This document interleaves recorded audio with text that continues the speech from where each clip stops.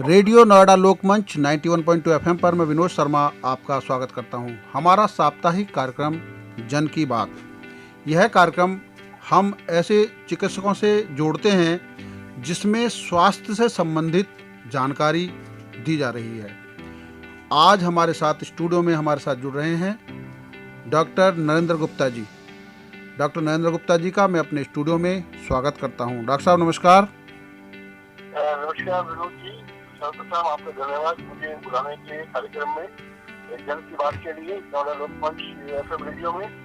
और मैं आपको शुक्रिया करता हूँ कि मेरी माध्यम से कोई भी बात जन तक पहुँच सके तो अच्छी रहेगी। डॉक्टर साहब मैं जानना चाहता हूँ कि जो कोविड का पिछले 1.5 साल का हमारा अनुभव रहा है उसमें बहुत सारे लोग ऐसे हैं जो आज भी कोरोना से अभी तक प्रभावित नहीं हुए हैं। ऐसे लोग क्या सावधानी बरतें ताकि आने वाले दिनों में वो इससे बचे रहें, और दूसरा वो लोग जो प्रभावित हो चुके हैं और उनको जो समस्याएं आ रही हैं उसके लिए वो क्या सावधानी बरतें? जी डॉक्टर साहब। आपके दो प्रश्न है। पहला तो क्या सावधानी बरतें। देखिए, कोविड के कहर ने एक मुहिम एक तहस नहस मचा के रखी। इस वक्त में जो बुजुर्ग समस्या बुरा था, इतना दर्दनाक था जी। अभी बचाव के लिए सबसे इम्पोर्टेंट तो पहले है, सबसे जरूरी विषय है कि वैक्सीनेशन हम तुरंत लगवाएं। जितने लोग हैं घर से निकले और वैक्सीनेशन कराएं, ताकि जितना ज्यादा वैक्सीनेशन होगा उतनी ज्यादा हर्ड इम्यूनिटी आएगी। और जब ये 50-60% के ऊपर वैक्सीनेशन हो जाता है तो कोविड तो हम शायद रोक सकेंगे। दूसरी बात इसमें जो बहुत अहम है वो है कि अगर मैं देखता हूँ कि अस्पताल में ये मरीज जो है मास्क नहीं पहन के आते हैं या मास्क ठीक से नहीं पहनते, नाक के ऊपर नहीं पहनते, तो इतना आवश्यक नहीं समझते। बाजार में जितनी भीड़ है और मास्क लेवल भरे भरे हैं और लोग दूरी रखना उचित नहीं समझते और मास्क का उपयोग ठीक से नहीं कर रहे। ये दो चीजें अति आवश्यक है यदि हम तीसरी लहर को बचाना चाहते हैं। तो ये दो चीजों का बहुत ज्यादा अहम ख्याल रखना पड़ेगा। इसमें हर व्यक्ति को जो समाज से जुड़ा है एक अहम भूमिका निभानी पड़ेगी कि अपने को और अपने शिक्षकों को, अपने परिवार के दोस्तों को और समाज को बचा सके।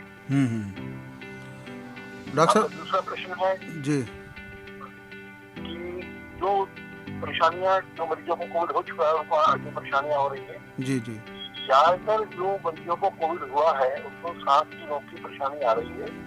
उपचार के बाद जो कि कोविड से ठीक हो गए हैं, कोविड नेगेटिव हो गया है, और तकरीबन ये परेशानी अब जो देखने में आ रहा है कि 2-3 माह तक तो मरीजों को रही है और कई उपचार और डॉक्टरी देख रेख के बाद तकरीबन ये सब व्यक्ति स्वस्थ होते जा रहे हैं। इन सब स्वास्थ्य के लिए आपकी जो है चाहे वो योगा के माध्यम से हो, चाहे वो थोड़ा वॉकिंग के माध्यम से हो, एक्सरसाइज ब्रीदिंग एक्सरसाइज सांस की जो वो करनी बहुत जरूरी है। उससे श्वास का होना ठीक होगा और जो लंग की कैपेसिटी है, लंग का जो काम करने का तरीका है, लंग जो है वो इम्प्रूव करेंगे, आपके फेफड़ों में ताकत आएगी और आपका ऑक्सीजन कंसंट्रेशन बढ़ेगा। इसलिए लंग्स की एक्सरसाइज किसी भी माध्यम से करते रहना जरूरी है। जिन लोगों को डायबिटीज है, ब्लड प्रेशर है साथ में, ये अत्यंत जरूरी है कि वो न बढ़े। इन चीजों को यदि ख्याल रखेंगे, उपचार का ख्याल रखेंगे तो वो पूरी सभी व्यक्ति जिनको कोविड हो चुका है बाहर आ जाएंगे, ठीक हो रहे हैं और उठ जाएंगे। डॉक्टर साहब एक चीज़ बताइए कि खान पान का विशेष रूप से सेहत तो हमारी अगर सही रहे तो उसमें खान पान का विशेष महत्व होता है। तो खान पान में जो लोग कोविड से अभी बाहर आ चुके हैं, उबर चुके हैं, वो क्या खान पान का ध्यान रखें, किस तरीके से उनकी जीवन शैली होनी चाहिए सुबह से लेकर शाम तक की? जी तो संतुलित आहार तो हमेशा एक बता दें कि कोई भी बीमारी हो, कोविड हो, संतुलित आहार लेना, उसमें प्रोटीन का मात्रा थोड़ा अधिक होना चाहिए। जैसे आप दाल चावल है, पनीर है, जो लोग अंडे खाते हैं अंडा खाएं या नॉन वेज में कुछ खाना करते हैं तो खाएं। तो एक संतुलित आहार के साथ प्रोटीन की मात्रा थोड़ी ज्यादा हो। विटामिन के रूप में आप नींबू लेना चाहें, ऑरेंज लेना चाहें, है ना, सिट्रस फ्रूट जिसे कहते हैं, इसमें काफी अधिक मात्रा में विटामिन सी होता है। ये सब का प्रयोग ज्यादा करें और तेल, तली हुई चीजें और ये सब पदार्थ कम करें।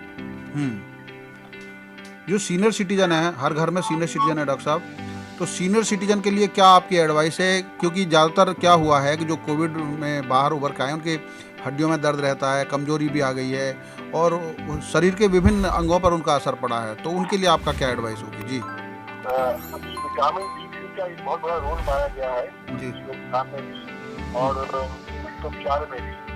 तो सभी में अपने डॉक्टर के माध्यम से दिखाकर के जी विटामिन D3 की दवाइयाँ मिलती हैं, कैप्सूल्स मिलते हैं, पाउडर मिलता है, उसका सेवन करने से उनको फायदा होगा। अच्छा, गर्भवती महिलाओं के लिए डॉक्टर साहब क्या कहना चाहेंगे कि जो खास तौर पर अभी डिलीवरी उनको नहीं हुई है, ऐसे में वो बच्चे का ख्याल कैसे रखें और जब डिलीवरी हो जाए तब उसका वो किस तरीके से ध्यान रखें? जी वही खान पीन का ख्याल रखें सबसे पहले, और दूसरा प्रोटीन, हाई प्रोटीन डाइट के साथ साथ उनको ये ख्याल रखना है कि विटामिन डी वगैरह इन चीजों का उपयोग करें रेगुलरली, जो प्रेगनेंसी में किसी तरह से कोई बाधक नहीं है। विटामिन डी की मात्रा ज्यादा होने से शरीर में कोविड का प्रकोप या तो कम हो जाता है और विटामिन D3 चीजों का प्रयोग कर सकते हो, जो भी करें डॉक्टर की देखरेख में करें।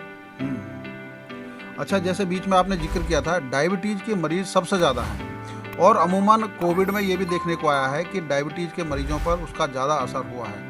ऐसे में जो लोग डायबिटीज के पेशेंट हैं तो जो रूटीन में दवाई ले रहे हैं उनको क्या अतिरिक्त सावधानी बरतने की जरूरत है? जी एक डायबिटीज कोई ऐसी बीमारी नहीं है जिससे कि हम डरें, इसे प्री मोबिलिटी कहते हैं, प्री मोबिलिटी। जी यदि इसको हम कंट्रोल में रखते हैं, अपना हर हफ्ते में एक बार सुबह का पास करते रहे और यदि कंट्रोल है तो नहीं तो डॉक्टर को हम महीने में एक बार दिखाते रहे। डायबिटीज कंट्रोल करना अत्यधिक जरूरी है, आवश्यक है, क्योंकि डायबिटीज के शुगर के ज्यादा होने से बीमारी का प्रकोप बढ़ जाता है और शरीर का संतुलन बिगड़ जाता है। ऐसे डायबिटीज के लिए दिन भर की दवाई टाइम से लें और अपना डायबिटीज को संतुलन में रखें। आइडियल वैल्यूज होती है कि किसी वक्त दिन में जब शुगर की उसको चेक करते हैं तो उसका 150 से कम रहना चाहिए या कम से कम 180 से कम रहना ही चाहिए। शुगर तो कर लेंगे तो दवाई शायद बढ़ानी पड़े, जो भी दवाई डॉक्टर बताए उसको नियमित लें और खाने का अपना ख्याल रखें तो डायबिटीज से होने वाले प्रकोप से बच सकते हैं। डॉक्टर साहब, एक अब अलग सवाल है, वो ये है कि हमने कोविड से जो सीखा उसमें इंफ्रास्ट्रक्चर बहुत बड़ा हिस्सा सामने आया है, तो क्या सरकार को करना चाहिए जिससे कि हम लोग स्वास्थ्य के क्षेत्र में आत्मनिर्भर हो सकें और सभी के स्वास्थ्य पर हम ध्यान दे सकें? जी ये भूमिका खाली सरकार के ऊपर तो नहीं छोड़ सकते, क्योंकि इतना बड़ा हमारा आज जन समूह है, प्राइवेट हॉस्पिटल्स ने अपना योगदान दिया है बहुत बड़ा। और ये समस्या वाकई इंफ्रास्ट्रक्चर के लिए सबसे बड़ी आई थी कि जिस तरह से लोग गिर रहे थे, बीमार पड़ रहे थे, तो बेड की कमी हो गई, ऑक्सीजन की कमी हो गई। ये स्वाभाविक था कि हम लोग आंकड़ों को समझ नहीं पाए थे। बड़े स्वरूप में, बड़े प्रारूप में एक सुनामी की तरह ये सेकंड वेव आई और उसके तैयार नहीं थे, हफ्ते भर 10 दिन में ही सब कुछ होने लगा।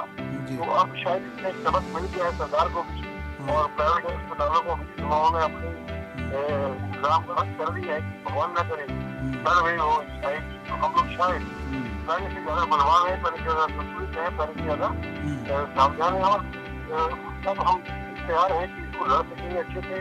और सरकार को थोड़ा सा ये दिखना चाहिए कि जो कोविड की पहली लहर में एक ही घर को जाके आइसोलेशन किया, ध्यान दिया, वो सरकार का एक बहुत बड़ी जिम्मेदारी रहेगी। ऐसा होता है मरीजों को जिनको कोविड हुआ है उनको किसी से मिलने ना दिया जाए, उनका आइसोलेशन में एक अंकुश बनाना सरकार का एक पहला हो रहा है।